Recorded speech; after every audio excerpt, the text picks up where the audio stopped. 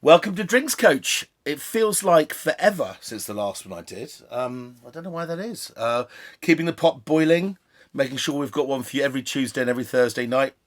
Yeah, follow me on Vinesack or Drinks Coach UK, or lowercase.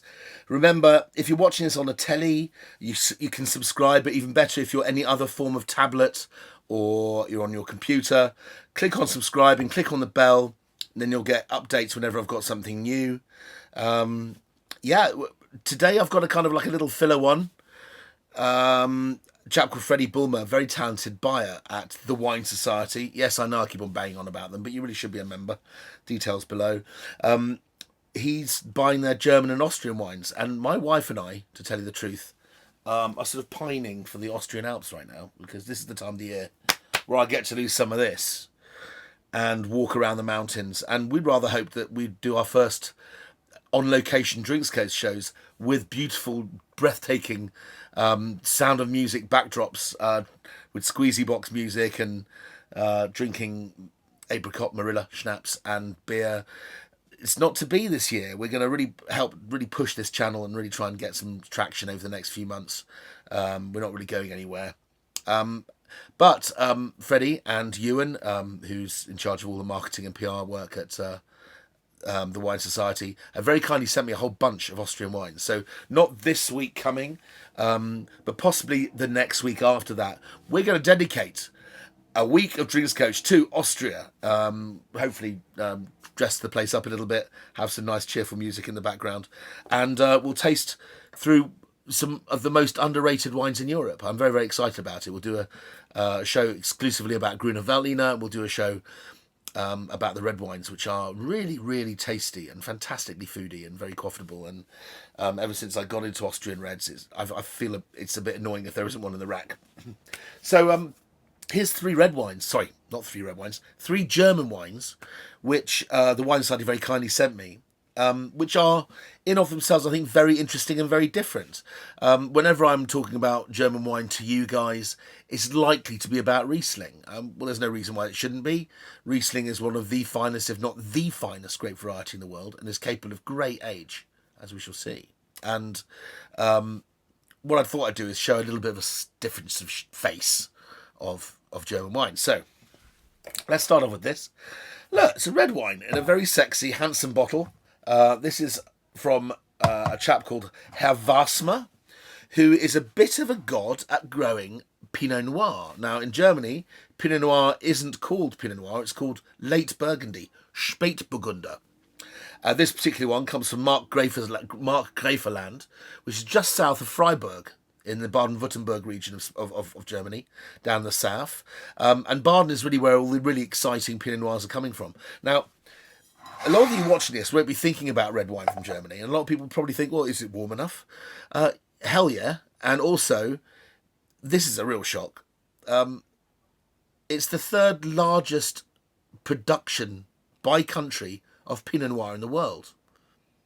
Which country do you think grows the most Pinot Noir in the world? Wrong. It's the United States. Now, if you got it right, then well done. But most of you will think it was probably France. But the United States, California specifically, although there's quite a lot grown in Oregon as well, grows a lot of Pinot Noir. They're mad for it. Second would be France. Now, here's the thing. If France wasn't growing grapes for Champagne, if they weren't growing Pinot Noir in the area of Champagne, Germany would be second, ahead of France. So what happened? Were we all sleeping? Did we lay out of bed one morning? Well, you should see how good they are, because they're absolutely fantastic. And remember, we're talking Wine Society prices here as well. So not only is this extraordinarily good value, it's also extraordinarily good value and at the Wine Society.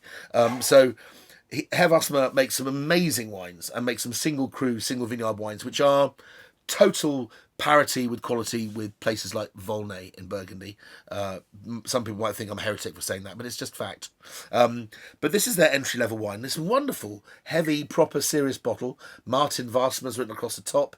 Markgräflerland, 2017. Lovely pale colour, which is what Pinot is. Ah, man. If you're looking for cheap Pinot Noir to drink, you're probably looking in places like New Zealand. If you're lucky, maybe the odd wine from South Africa, but not much. Maybe California. Highly unlikely to find anything remotely nice for not much money, although I did find one on the show a few weeks ago, if you remember. This is £14.50. I probably wouldn't buy Pinot Noir under £15. I wouldn't risk it. This wine has that wonderful smell of autumn undergrowth and maybe a distant bonfire and the smell of fresh Black Forest cherries. This is right on the edge of the Black Forest, this place, in fact. And cherries are probably a thing that are grown in huge quantity very nearby these vineyards. Let's have a taste.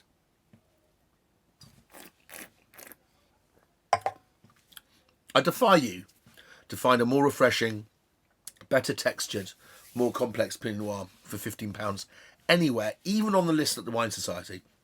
It's quite a smashing wine, that.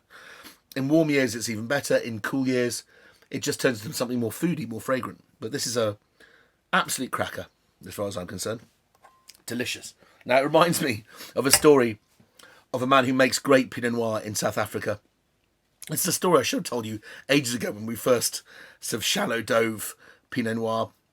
And a guy called Peter Finlayson has a vineyard called Bouchard Finlayson in the Hermanus region of South Africa, a good hour and a half, 2 hours drive out of Cape Town. And he was the first person to make probably one of the real premium Pinot Noirs in South Africa. Him and his former employee, Hamilton Russell, were the only two. And he went to his vicar at Christmas and said, here's a bottle of wine for you. It's the first time I've launched a super brand. It's called Tete de Cuvée, which means top of the shop. And I said, oh, thank you, bless you, my son. I'll have it with my Christmas lunch. Peter Finlayson came back the following week after, the Christmas festivities had been over. He went to his vicar and said, did you try the wine? He said, yes, I did, son. I tried your wine. How did it taste? And he said, son, it was like the Lord slit down your throat in velvet pants, which is the best tasting note I've ever heard for Pinot Noir. There you go. Similar. Okay, so let's start with that. That's the Waßmer Pinot Noir. Next, we're going to have a nice white wine from Germany. What is it? No, it's not Riesling. There are lots of varieties in Germany. The variety that was responsible for making a lot of the kind of not so great but could be okay wines was a grape variety called Müller-Thurgau, which is a cross of Silvaner, very high acid grape, and Riesling. There's also a variety called Kerner, which actually comes from the Südtirol, comes from Germany, but it's kind of migrated its way up, which is capable of some quite nice wines as well. But there are all sorts of varieties which during the 60s, these very, very clever universities in Germany tried to create in order to avoid the grapes getting rotten, so maybe trying to cross them so the skins were a bit thicker, producing sugar in what basically isn't blazing sunshine. And what's happened is a few of them have survived and turned into real special wines themselves. Now, this is from Weingut Pfeffingen, which is a Gutsabfüllung, if I remember. And Gutsabfüllung means that the winemaker at the estate bottles the wine at the estate, but also has had a winemaking degree and has been making wine for 5 years. So if you ever see Gutsabfüllung, it's in safe hands, okay? So this is Weingut Pfeffingen from a vineyard called Ungstein. It says Spätlese at the end, which means it was picked late, in fact picked last in most cases for the grapes. So the grapes, they're waited, they're super, super ripe, then they're picked. So this wine is not super sweet, but it's ripe and got some sugar in it as well. I'm guessing about 30 odd grams, maybe a bit more. It's 11% alcohol. But this is made from a grape variety called Scheurebe. It probably looks like, to the untrained eye, Scheurebe. But trust me, it's Scheurebe. This is from Pfeffingen in Bad Dürkheim in the Pfalz, Pfalz. Bit warmer. Actually, about the same warmth as Baden, really. Look at the colour. Beautiful golden green colour. Oh, man. I love this. Back in the day when I was a wine buyer at Waitrose, yes, I did have a proper job once. I bought this from a fantastic man called Klaus Kespler. And Klaus Kespler was a man who brokered wine from estates when Germany was selling almost no wine. It was finding it very difficult to sell wine.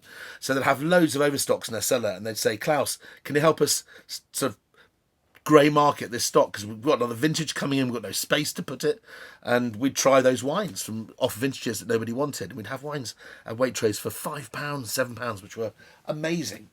In modern day terminology, I think that probably equates to the same thing that Wine Society are doing now, and this is again somewhere between 10 and 15 quid, but it's an absolutely brilliant wine, and if you wanted to buy a wine of this quality elsewhere, you'd happily pay an extra £5 for it. So, what does Scheurebe smell like? It smells of grapefruit. Always does, always will. It's got the most amazing smell of like grapefruit sorbet, very pink grapefruit, ripe grapefruit, a little kiss of honey in the background. I imagine making a very, very nice drink, making like a Tom Collins, a cocktail with a bit of honey, a bit of grapefruit juice, some sugar, shot of gin. Good nice drink, that, wouldn't it? I haven't drunk this wine for years.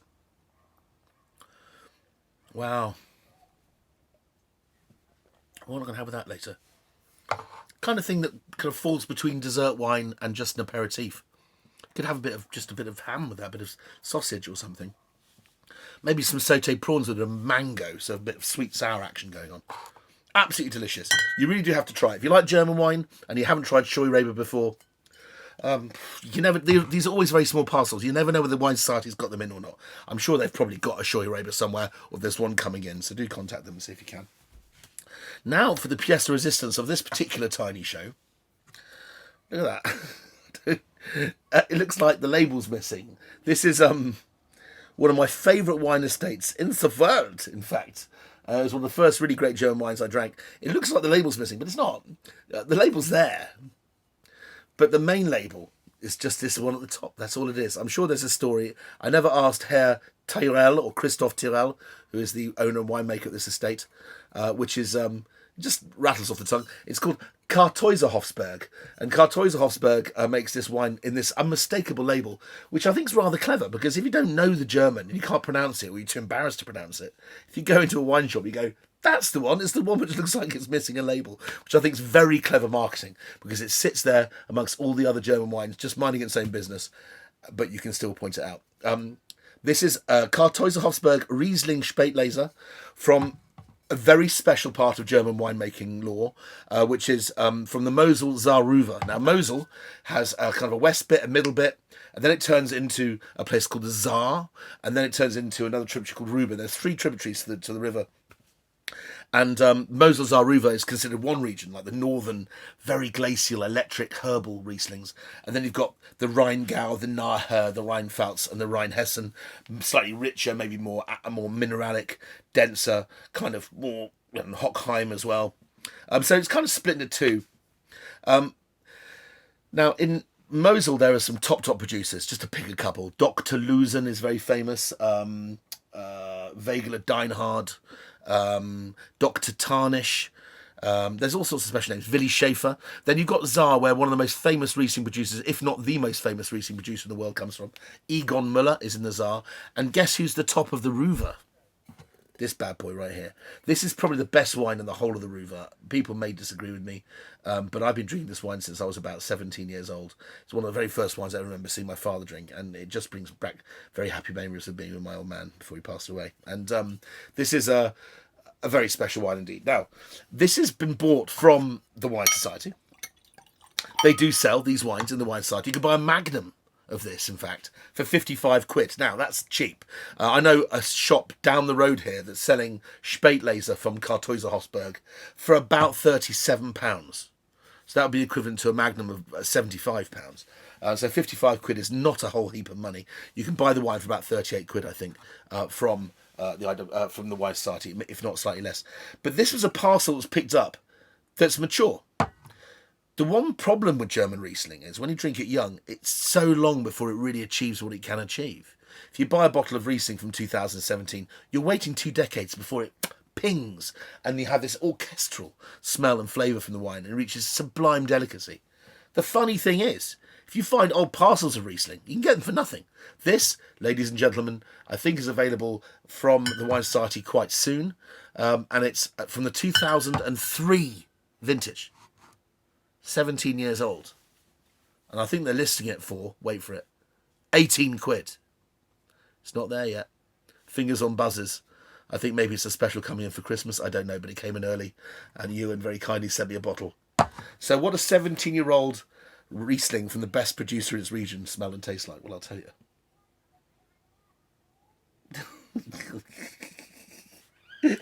I can't even describe the smell. It's one of the best smells in wine. It smells like literally standing under a huge honeysuckle bush or a wisteria bush, and all you can smell is flowers on the air. It smells of magnolia and honeysuckle. And there's this smell of key lime in the background. Honeybees, beeswax.